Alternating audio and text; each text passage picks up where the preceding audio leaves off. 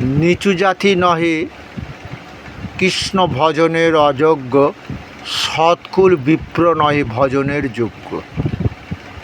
যেই ভজে সেই বড় হীনক্ত ছাড়, কৃষ্ণ ভজনে নাহি জাতি কুলাদি বিচার। দিনের অধিক দয়া করে ভগবান, কুলীন পণ্ডিত ধনীর বড় অভিমান। কায়েক ব্রাহ্মণ কোনো দিন এরা হরিনাম ভুসবে না, হরিনামের দলও তৈরি করবে না, করবে নিচু জাতি, মুচি ম্যাথর, কাহার পড়ই, শিডিউল কাস্ট যাদের বলি। হরে কৃষ্ণ। কিন্তু সেই ব্রাহ্মণ কায়েদের এরাই আবার উদ্ধার করবে। যে সময় অর্জুনকে বলেছিল গীতাতে, চাতুর্বর্ণং মায়া সৃষ্টম গুণকর্মে বিভাগস তস্য কর্তারমভি মাং বীর্দ কর্তারমবয়ম। হে অর্জুন, শোনো, ব্রাহ্মণ ক্ষত্রিয় বৈশ্য শূদ্র চারিবর্ণ আমি সৃষ্টি করেছি সত্য গুণ কর্ম অনুযায়ী। এই সমহম সর্বভূতেষু ন মে দেশ্য হস্তি না প্রিয়, যে ভজন্তি তুমাং ভক্তা মই তেষু চাপহম। আমি সবাইয়ের প্রতি সমভাবাপন্ন, আমার প্রিয় অপ্রিয় বলে কেউ নেই। সেই ব্রাহ্মণও আমার ভক্ত যদি হয়, আবার ব্রাহ্মণ ক্ষত্রিয় বৈশ্য শূদ্র সবাই আমারই সৃষ্টি, এরা আমারই ভক্ত যদি হয়, অবশ্যই আমি তাদের কৃপা করব। হরে কৃষ্ণ। হ্যাঁ, তাহলে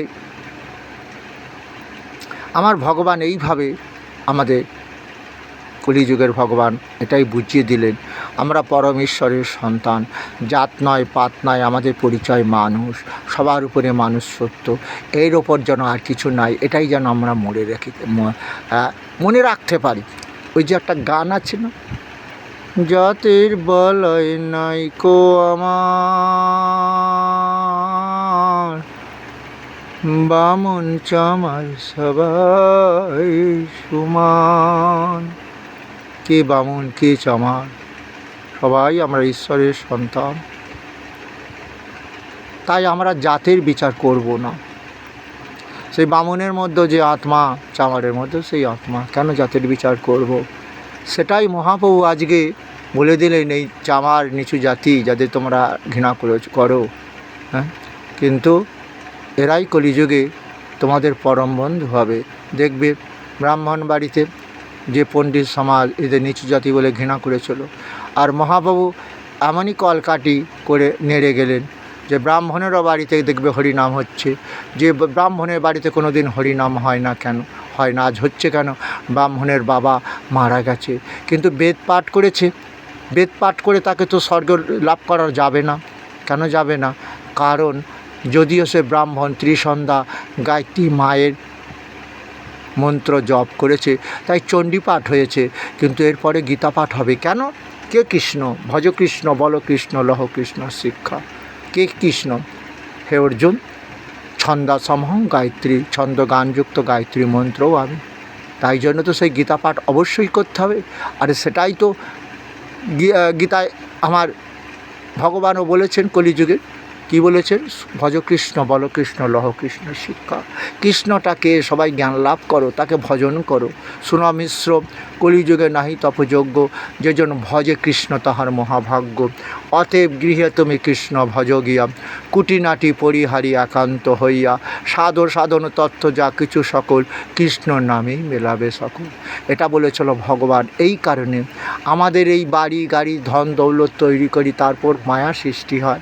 আর এই মায়া সৃষ্টি হলে আমাদের ভগবান উদ্ধার করতে পারবে না। যেমন সুদামাকে গাড়ি বাড়ি দিয়েছে, সুদামা সবাইকে বলে বেড়াচ্ছে কৃষ্ণ বন্ধু আমায় দিয়েছে। তাই কৃষ্ণ বন্ধু যে আমায় দিয়েছে, তাহলে ওই দেহের মৃত্যুর পর কৃষ্ণ বন্ধুর কাছে তার আত্মা চলে যাবে। আর এখানে মধ্যে তিষ্ঠন্তি রাজসা, মধ্যলোকে তাদের আসতে হবে না। রাজসিক ব্যক্তি যারা, ওই যে তোমাকে বললাম অর্জুন, অভিসন্ধায়ত ফলং দম্ভার্তমপি চৈবযৎ ইজ্জতে পার্থ তজ্জজ্ঞং বিধি রাজসম। যারা দম্ভ অহংকার সহকারে কি করে, আমার কাছে কি চাই জানো? দেহি সৌভাগ্য আরোগ্যং দেহি দেহি পরম সুখম, ওং মাতা লক্ষ্মীস্তব্যং সর্বভূতনং নমস্তে বিশ্বভাবিনী দেহি পুত্রং ধনং দেহি। হয়ে গেল। দেখলে অর্জুন, মানে বুঝতে পেরেছ? হ্যাঁ, ধন চাইছে, দৌলত চাইছে, পুত্র সন্তান। ওই যে তুমি বললে না, কৃষ্ণ বর্ণসংকর সন্তান দিয়ে বাবার পিণ্ডদান ক্রিয়া হবে না। বাবার দেহের মৃত্যুর পর আত্মা পেতলোকে থাকবে, নরক যন্ত্রণা ভোগ করবে কৃষ্ণ। তাহলে এত বড় পাপ আমি করব না, যুদ্ধ করব না। কারণ এই কুরুক্ষেত্রে যে সকল রাজারা এসেছে তাদের যদি আমি মেরে দিই, তাদের বহুগুণ বিধবা হবে, কুলে যদি পাপ ঢুকে যায়, নারী ভ্রষ্টা হবে, দুশ্চরিত্র হবে। এই নারী যদি পরপুরুষের সঙ্গ লাভ করে সন্তান সৃষ্টি করে, বর্ণসংকর সন্তান হবে। সেই বর্ণসংকর সন্তান দিয়ে বাবার পিণ্ডদান ক্রিয়া হবে না। পূর্বপুরুষরা জলপিণ্ডের হবে, নরক যন্ত্রণা ভোগ করবে, তর্পণ ক্রিয়া বন্ধ হয়ে যাবে। হরে কৃষ্ণ।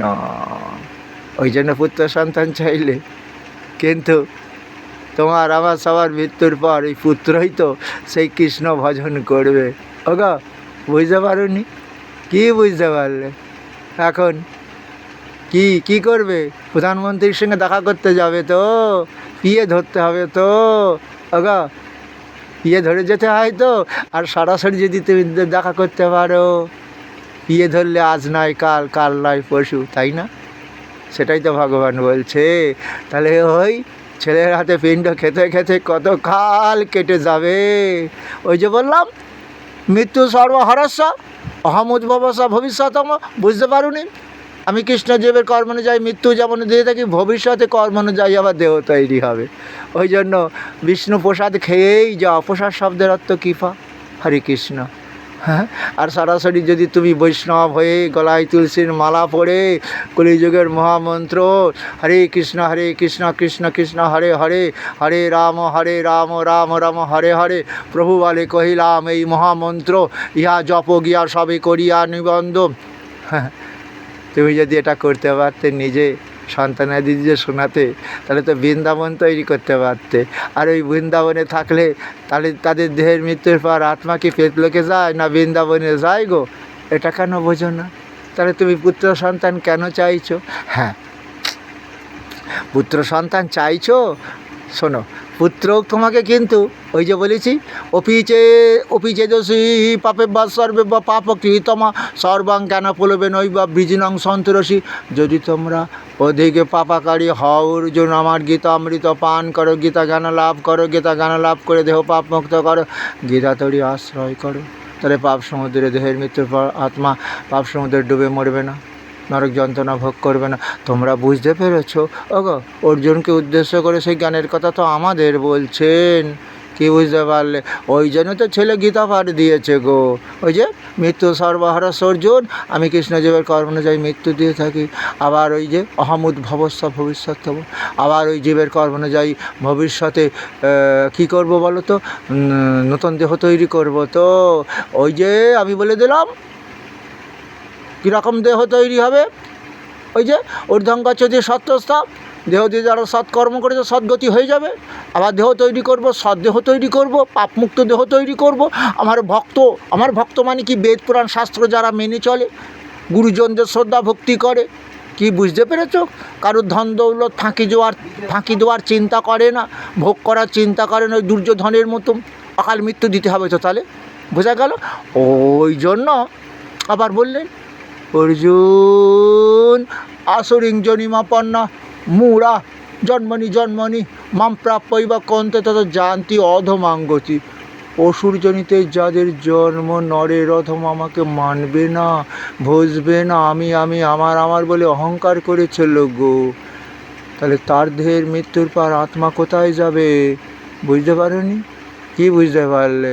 অধম গতি, কৃমি কীট আদি হয়তো পশুকুলে জন্ম দিতে হবে, বিয়া ওরা কুকুর হইতে সাবধান। দেখেছো প্রভুর ধন পাহারা দিচ্ছে। কি যে ধন তৈরি করেছিল পূর্বজন্মে, এই জগতে হার সেই বেশি চায়, আছে যার ভুরি ভুরি, রাজার হস্তে করে সমস্ত কাঙালের ধন চুরি। এইভাবেই তো রাজা সে যে ধন তৈরি করেছিল। তাহলে এখন শাস্তি কী হবে অর্জুন? কী ভাবছো? ছেলের হাতে পিণ্ডকে স্বর্গে যেতে পারবে না। কেন জানো? না দত্তে কস্যচিৎ পাপাং না চৈব সুকৃতিং বিভু। অজ্ঞানাবৃতাং জ্ঞানাং তেন মুহ্যন্তি জান্তবা। অজ্ঞানা থেকে আশ্রয় করে সারা জীবন পাপ করেছ। অজ্ঞানাতে বোঝো ওই যে ঈশ্বর হামহং সিদ্ধহং বলবান ভোগী সুখী। আমি ভোগ করব, আমি সিদ্ধি লাভ করেছি, যাগ করেছি, যজ্ঞ করেছি, আমি ইচ্ছামতো ভোগ করব, আমার মৃত্যু নেই। তান্ত্রিক মৃত্যুঞ্জয় কবচ দিয়েছে, ও চিন্তা ভুলে যাও। তবে মহাপ্রভুর কথা মানো, ভজ কৃষ্ণ, বল কৃষ্ণ, লও কৃষ্ণ। গীতা পড়ো, জ্ঞান লাভ করো, কৃষ্ণ সম্বন্ধে জ্ঞান লাভ করো। অহংকার করো না। তুমি ভারতবর্ষে জন্ম নিয়েছো, তোমার অনেক ডিউটি আছে এই ভারতবর্ষের প্রতি, এটা কি জানো? ছাগল গরুও তো জন্মায়, খায় দায়, বাচ্চা পারে চলে যায়, তা তুমি ছাগল গরুর মতো হবে নাকি? তোমার ডিউটি আছে না? তবে ভগবান ওই যে বলেছে অর্জুন, যারা বলছে আমি ঈশ্বর ইচ্ছামতো ভোগ করব, আমার ভোগে বারদান করলে তাকে দুনিয়ার ভোগ থেকে সরিয়ে দেবো, এরা আমার সৃষ্টি জগৎ, আমার সংসার ধ্বংস করতে চাইছি, এই জন্য এদের আমি অকাল মৃত্যু দিয়ে থাকি। তুমি কান্নাকাটি যতই করো, দুঃশাসন দুর্যোধনের মৃত্যু দেওয়া হয়ে গেছে, এবং ওদের পক্ষে যারা যোগদান করেছে তারাও আর বাড়িতে কেউ ফিরবে না। ওরা তো ওই দলের লোক, দুর্যোধনের মতো আমি ইচ্ছা মতো ভোগ করব, আমার ভোগে যারা বারদান করবে দুনিয়ার ভোগ থেকে সরিয়ে দেবো। তাহলে তো ওকেই তো আমাকে ওদের সরাতে হবে। অর্জুন কান্নাকাটি না করে যুদ্ধ করো, আমি সেই কৃষ্ণ। যদা যদা হি ধর্মস্য গ্লানি ভবতি ভারত অভ্যুত্থানম ধর্মস্য তদাত্মানাং সৃজাম্যহম পরিত্রাণায় সাধুনাং বিনাশায় চ দুষ্কৃতাম। ধর্ম সংস্থাপনায় সম্ভবমি যুগে যুগে।